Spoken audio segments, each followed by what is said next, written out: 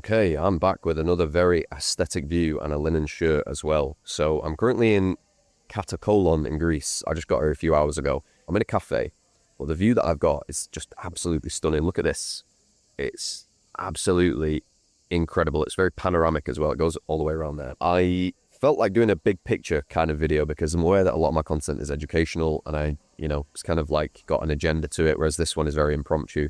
I'm here with my lemonade that did have ice in it, but it's that hot, it's melted already. It's UV10 today, so I can't step outside, otherwise I'm going to melt. This Irish skin is not built for this weather. Anyway, what am I going to yap about today? Well, I want to talk about retention engineering because it's a very difficult concept for me to explain over video and perfectly implant the idea or the thought or the process into somebody else's mind. It's very difficult, but I'm going to give it a try. So what is it? What is it in a nutshell? Well, the problem that the email marketing industry's got at the minute is that you've got more and more companies who are cottoning on that email is actually really, really good. So you'll have seen plenty of other gurus online saying that 20 to 40% or 100 to 200% of your revenue should come from email, whatever it is, whatever number that they come up with these days. And they're right to some degree. The email should be accounting for a lot of your revenue monthly.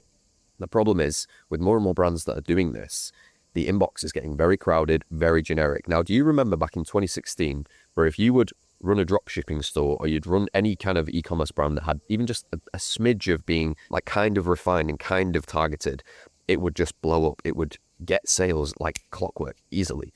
The problem today is that there's a lot of brands doing that. And so the CPAs of Meta and all the rest are very expensive. So you can't really get away with it like that anymore. Email is going through the same maturation process at the minute where maybe a few years back, one person for, let's say they're buying supplements, they might have 3 brands in their inbox. These days, they've got 5 to 10. So how do you stand out if all of those 10 brands are sending emails and they're all using the same copywriting hooks and same email angle ideas from Claude and whatever, the industry, let's call it? How do you stand out? How do you actually get your message across? How do you actually get a customer to decide you if there's 5 to 10 other competitors in their inbox at the same time? Now, some people say just email more, and I agree with that. But what I think you should be doing instead of emailing more is emailing more specific, more defined. So that's how you stand out these days. The same way that in 2016 you could run an ad, you could get sales very easy. You can't do that these days because it's too saturated, and email is going the same way. But I'm not saying that email's saturated in general. I'm saying that the current approach is saturated. So if you've got 10 brands all sending the same message, you need to stand out. You need to make your content hyper-targeted. The same way that you do ads and you make those hyper-targeted to get to the right audience and get them to choose you over another competitor, email is going through that same process now. So that's what retention engineering is. Now, one of the great things about YouTube and Instagram and even LinkedIn is that, take me for example, I can make this video, I can chop it up into a load of shorts, I can post on LinkedIn, I can post wherever, and the algorithm will literally put my content in front of the right people. So if you found me from the algorithm, that's the algorithm doing its job. It's me doing my job with the content that I'm creating, right? I'm still early on, so it's still finding its feet. But the whole point is I don't have to spend ages trying to figure out who do I put this in front of, what interests do I need to target or whatever it is.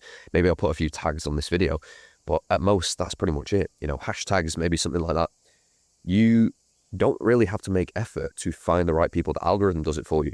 Email doesn't do that. Email is not going to be able to put your content in front of the right person at the exact time. I mean, Klaviyo's AI is starting to get better at personalized send time, things like that. But it doesn't tell you what that person is actually interested in terms of content the same way that an algorithm does. So you have to do it manually. This is the problem that brands are facing at the minute. They're taking their email list, right? Worst case scenario, they blast the message out to the whole list. That's worst case. I don't imagine that if you're a brand doing $1 million a month plus, I don't imagine that you're blasting your whole list. But I bet that you're still doing it to just customers or maybe non-customers or maybe engaged segments, something like that. That's probably what your segmentation strategy is. And it is segmentation, but it's only light or bare, like basic segmentation. The difference with our service, retention engineering, is the depth that we go into with those people and testing what it is that we send to those various audiences. Take, for example, you've got your customers. Now, a group of customers is completely different. You've got so many different types of customers. Take this, you've got your first one, which is somebody who's just purchased for the first time. Then you've got somebody who's made their second purchase recently. Then you've got people who buy all the time, so every month or a few months or whatever. Then you've got people who are VIPs, they've been buying with you for years, their loyalty brand. Then you've got people who are gift buyers who purchased once 6 months ago and then they've not opened or cared about your content since because they only came to buy a gift for somebody else.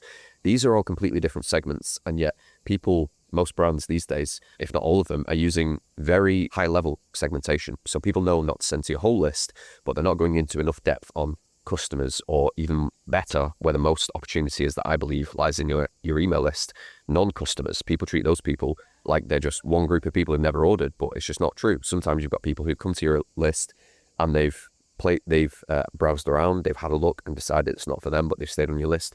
You've got other people who they have a price objection. You've got other people who have some other hidden objection that they think that your product isn't going to solve their problem.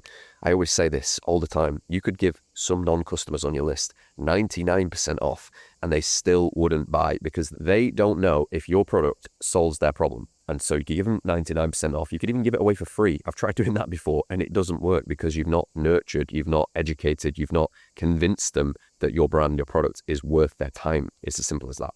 That's where retention engineering comes in. We treat all of those people with their own unique strategy. So we go to them rather than expecting them to come to us. And that's the difference. So now take that strategy and apply it to what I said before, where you've got 10 emails in the inbox and you're one of those 10. You've got the other 9 competitors and they're all sending the same generic kind of content that's trying to, get those people to buy. Like we have 100 reviews, we have this many social media followers, we have here's 3 benefits of doing this product, whatever it may be. And then you've got your email, which is hyper targeted to the products that they're interested or the collection that they're interested in. It's personalized by name, it's personalized by gender, it's personalized by their viewing habits or their buying habits. Which email are you going to open? Obviously, you're going to open the one that is perfectly understanding you and meeting you where you are. And that is what retention engineering is. So how do we do it? I'm not going to go into too much depth on that. If you want to know more, you're going to have to book a call with me because I don't want to give the game away too much. I'm aware that my competitors are probably watching this video as well, even though I'm still quite small at the minute on YouTube and social media in general. But this is the new wave. This is how email marketing is going to go in the future. So you want to get ahead of it. You want to get at the forefront of it. And that's basically it. I don't know if you can hear me at all because there's music playing and I've not got my mic, and I literally just opened my laptop and did a video here because I was feeling very inspired by this view.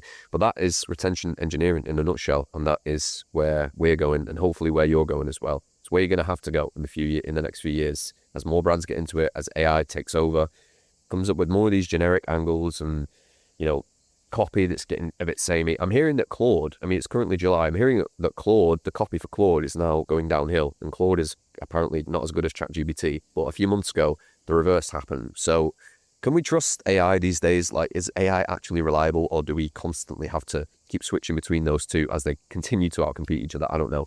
The whole point, and I'll say this until the day I die, I don't think there'll ever be an AI that is better than human creativity. I will back human creativity, obviously, at the highest echelons, way more than AI.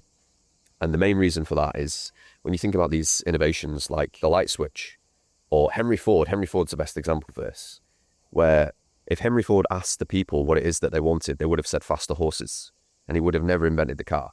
And AI could only amalgamate all the ideas that we've got in the world and then analyze those ideas and present the best options to you. It's not going to creatively think the same way a human can. So I'll back human creativity till the end of time. And that's coming from a guy who also owns an AI company, which is Grow AI, but I'm not here to talk about that today. So that's what retention engineering is. If you want to know more about it, if you want to get a flavor of what it could look like for your brand, then book a call below. I'll see you there. I'm going to do an outro now so you can see this view, but that's basically it. Beautiful.